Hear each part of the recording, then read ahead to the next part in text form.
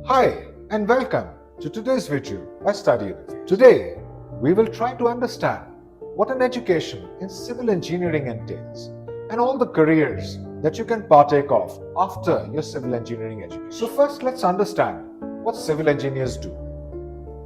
Civil engineers create concepts, they create designs, they actually build, supervise construction, and also maintain structures like roads, buildings, airports, tunnels, dams, bridges, and many more. In essence, the role is basically planning how to build something, actually building something, and then once it is built, maintaining it. As a civil engineer, you will have to be a very analytical person.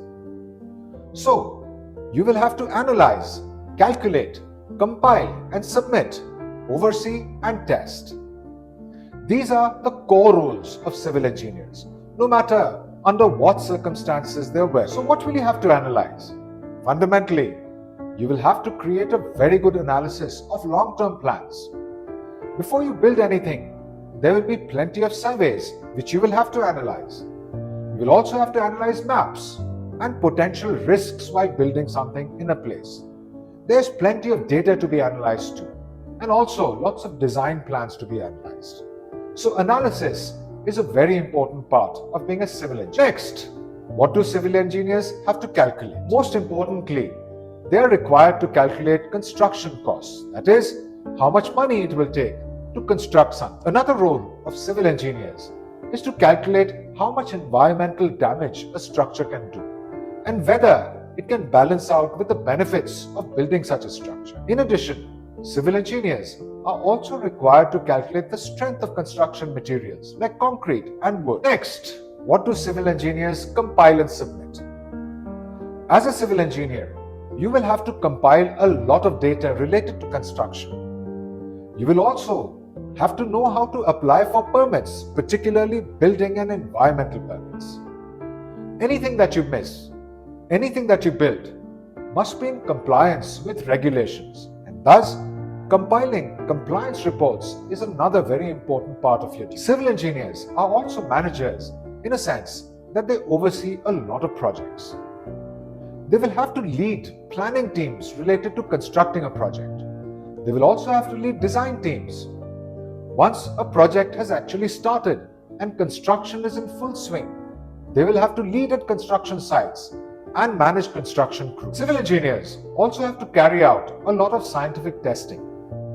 Prior to construction, they will have to test soil samples and also material strengths to gauge whether the soil is such that strong foundations can be built, whether the material is strong enough to construct a structure. Which brings us to the last question. How can you study a civil engineering degree abroad? The first thing that you have to do if you want to do a bachelor's in civil engineering will be to get a really good result in your +2 at home. You should have at least a 60%, with no less than 60% in all your science subjects and mathematics. You will also have to give several entrance exams. IELTS is a language proficiency test which proves your English is good enough to study internationally.